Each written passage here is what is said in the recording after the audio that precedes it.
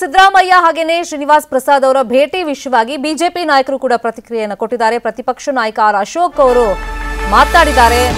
ಶ್ರೀನಿವಾಸ್ ಪ್ರಸಾದ್ ಇವತ್ತಿಗೂ ಕೂಡ ಬಿಜೆಪಿಯ ಸಂಸದರೇ.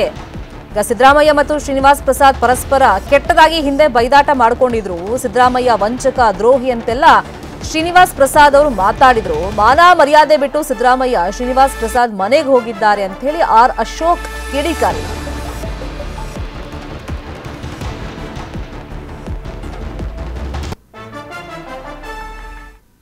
ಶ್ರೀನಿವಾಸ್ ಪ್ರಸಾದ್ ಅವರು ಇವತ್ತಿಗೂ ಕೂಡ ಬಿಜೆಪಿಯ ಸಂಸದರು.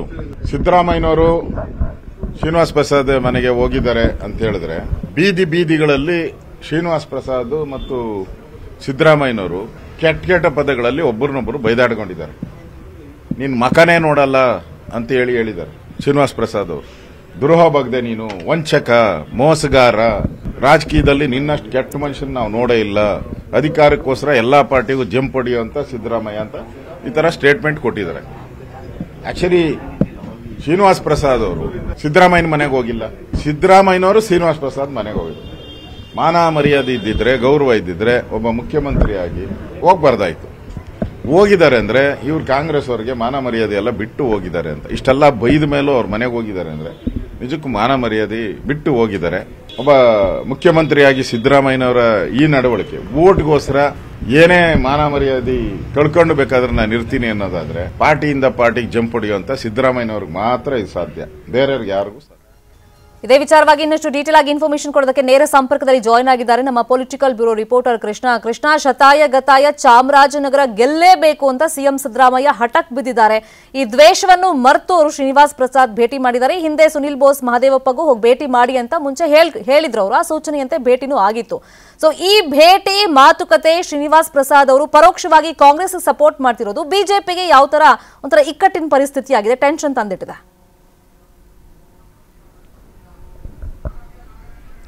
ಶರ್ಮಿತಾ, ಈಗಾಗಲೇ ಮೈಸೂರು ಮತ್ತು ಚಾಮರಾಜನಗರ ಲೋಕಸಭಾ ಕ್ಷೇತ್ರದಲ್ಲಿ ಶ್ರೀನಿವಾಸ್ ಪ್ರಸಾದ್ ಅವರ ಪ್ರಭಾವ ಅತ್ಯಂತ ದೊಡ್ಡ ಮಟ್ಟದಲ್ಲಿರುವಂಥದ್ದು. ಈಗ ಅವರ ಬೆಂಬಲದೊಂದಿಗೆ ಆ ಎರಡೂ ಕ್ಷೇತ್ರಗಳನ್ನು ಗೆಲ್ಲುವಂತ ನಿಟ್ಟಿನಲ್ಲಿ ಬಿಜೆಪಿ ಮತ್ತು ಕಾಂಗ್ರೆಸ್ ನಾಯಕರು ತಂತ್ರಗಾರಿಕೆಯನ್ನು ಮಾಡ್ತಾ ಇದ್ದಾರೆ. ಬಿಜೆಪಿ ನಾಯಕರು ಕೂಡ ಶ್ರೀನಿವಾಸ್ ಪ್ರಸಾದ್ ಅವರನ್ನ ಭೇಟಿಯನ್ನು ಮಾಡಿ ಮನವಿಯನ್ನು ಕೂಡ ಮಾಡಿದ್ರು. ಈ ಬೆನ್ನೆಲ್ಲ ಮುಖ್ಯಮಂತ್ರಿಗಳು ಕೂಡ ಭೇಟಿ ಮಾಡಿ ಒಂದಷ್ಟು ಮನವಿಯನ್ನು ಕೂಡ ಮಾಡ್ಕೊಂಡಿದ್ದಾರೆ. ಅದ್ರ ಜೊತೆಗೆ ಎಲ್ಲೋ ಒಂದು ಕಡೆ ಕಾಂಗ್ರೆಸ್ ಪರವಾಗಿ ನಿಮ್ಮ ಒಲವು ಇರಲಿ ಅನ್ನೋ ಒಂದು ಮನವಿಯನ್ನು ಕೂಡ ಮಾಡ್ಕೊಂಡಿದ್ದಾರೆ. ಯಾವಾಗ ಸಿದ್ದರಾಮಯ್ಯ ಭೇಟಿಯನ್ನು ಮಾಡಿದ್ರು, ಈಗ ಬಿಜೆಪಿ ನಾಯಕರು ಕೂಡ ದೊಡ್ಡ ಮಟ್ಟದಲ್ಲಿ ಆಕ್ರೋಶವನ್ನು ಕೂಡ ವ್ಯಕ್ತಪಡಿಸಿದ್ದಾರೆ. ಶರ್ಮಿತಾ, ನಾಳೆ ಪ್ರಧಾನಿ ನರೇಂದ್ರ ಮೋದಿ ಅವರು ಮೈಸೂರಿಗೆ ಪ್ರವಾಸವನ್ನು ಮಾಡ್ತಾ ಇದ್ದಾರೆ. ಮೈಸೂರಲ್ಲಿ ದೊಡ್ಡ ಸಮಾವೇಶವನ್ನು ಕೂಡ ಮಾಡ್ತಾ ಇದ್ದಾರೆ. ಈಗಾಗಲೇ ಶ್ರೀನಿವಾಸ್ ಪ್ರಸಾದ್ ಅವರನ್ನು ಕೂಡ ಆ ಒಂದು ಕಾರ್ಯಕ್ರಮಕ್ಕೆ ಆಹ್ವಾನ ಕೂಡ ಕೊಡಲಾಗಿದೆ. ಎಲ್ಲೋ ಒಂದು ಕಡೆ ಈಗ ಶ್ರೀನಿವಾಸ್ ಪ್ರಸಾದ್ ಅವರು ಆ ಒಂದು ಸಮಾವೇಶಕ್ಕೆ ನಾನು ಬರೋದಿಲ್ಲ ಅನ್ನೋ ಸಂದೇಶವನ್ನು ಕೊಟ್ಟಿದ್ದಾರೆ.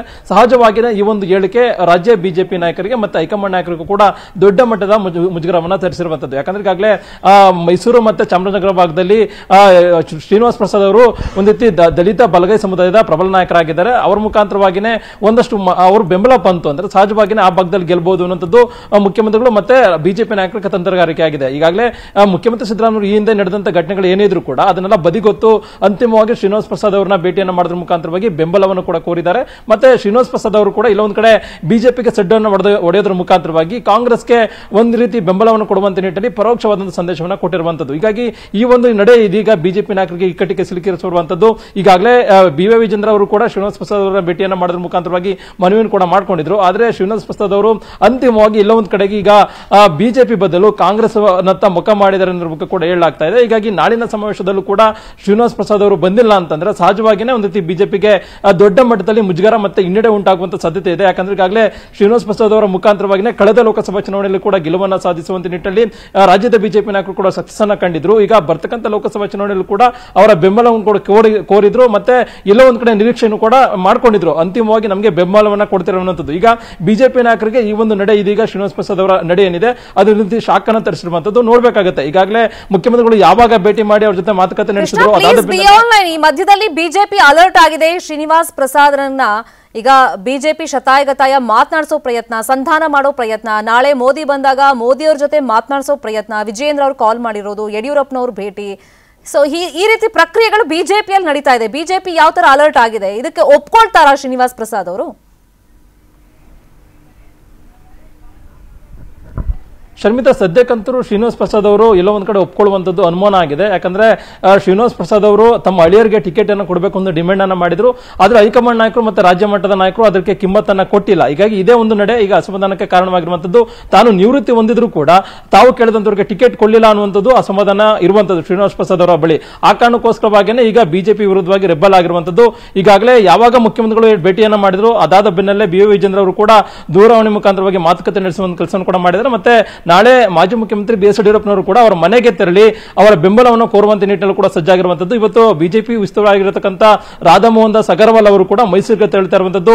ಆ ಮುಖಾಂತರವಾಗಿ ಶ್ರೀನಿವಾಸ್ ಪ್ರಸಾದ್ ಅವರನ್ನ ಹೇಗಾದ್ರೂ ಮಾಡಿ ಶತಾಯಗತವಾಗಿ ಅವರ ಮನವೊಲಿಕೆ ಮಾಡೋದ್ರ ಮುಖಾಂತರವಾಗಿ ಬಿಜೆಪಿಗೆ ಬೆಂಬಲವನ್ನು ತೆಗೆದುಕೊಳ್ಳುವಂತ ನಿಟ್ಟಿನಲ್ಲಿ ಕೂಡ ತಂತ್ರಗಾರಿಕೆಯನ್ನು ಮಾಡಿರುವಂತದ್ದು. ಆದರೆ ಶ್ರೀನಿವಾಸ್ ಪ್ರಸಾದ್ ಅವರು ಎಷ್ಟರ ಮಟ್ಟಿಗೆ ಇವರ ಮನವಿಗೆ ಸ್ಪಂದಿಸ್ತಾರೆ ಅಂತ ಕೂಡ ಈಗ ಸಾಕಷ್ಟು ಪ್ರಶ್ನೆ ಆಗಿರುವಂತದ್ದು. ಈಗಾಗಲೇ ಮಾಧ್ಯಮಗಳಿಗೆ ಹೇಳಿಕೊಟ್ಟಂತ ಸಂದರ್ಭದಲ್ಲಿ ನಾಳಿನ ಸಭೆಗೆ ನನ್ನನ್ನು ಕರೆದೂ ಇಲ್ಲ, ನಾನು ಹೋಗೋದು ಇಲ್ಲ ಅನ್ನೋ ಸಂದೇಶವನ್ನು ಕೊಟ್ಟಿದ್ದಾರೆ. ಹೀಗಾಗಿ ಇಷ್ಟಾದರೂ ಕೂಡ ಬಿಜೆಪಿ ನಾಯಕರು ಯಾವ ರೀತಿಯಾಗಿ ಸ್ಪಂದಿಸ್ತಾರೆ ಅನ್ನೋದು ಕೂಡ ಈಗ ಸಾಕಷ್ಟು ಪ್ರಶ್ನೆ ಆಗಿರುವಂತದ್ದು. ಯಾಕಂದ್ರೆ ಈಗಾಗಲೇ ಬಿಜೆಪಿಯಲ್ಲಿ ಶ್ರೀನಿವಾಸ್ ಪ್ರಸಾದ್ ಅವರು ಇದ್ರೂ ಕೂಡ ಈ ರೀತಿಯಿಂದ ನಡೆ ತೋರಿರುವಂತದ್ದು ಒಂದು ರೀತಿ ಆ ಭಾಗದ ಅಭ್ಯರ್ಥಿಗಳಿಗೆ ಇದೀಗ ಹಿನ್ನಡೆ ಉಂಟಾಗುತ್ತೆ ಅನ್ನೋದ್ರ ಬಗ್ಗೆ ಕೂಡ ರಾಜ್ಯ ಮಟ್ಟದ ವಲಯದಲ್ಲಿ ಕೂಡ ಚರ್ಚೆಗೆ ಗ್ರಾಸವಾಗಿರುವಂತದ್ದು. Sharmitha, fine, thank you Krishna ತಮ್ಮೆಲ್ಲ ಇನ್ಫಾರ್ಮೇಶನ್ಗೆ. ಕನ್ನಡಿಗರ ಮೆಚ್ಚಿನ ನಿಮ್ಮ ನ್ಯೂಸ್ 18 ಕನ್ನಡ ಈಗ ವಾಟ್ಸ್ಆಪ್ ನಲ್ಲಿಯೂ ಲಭ್ಯ.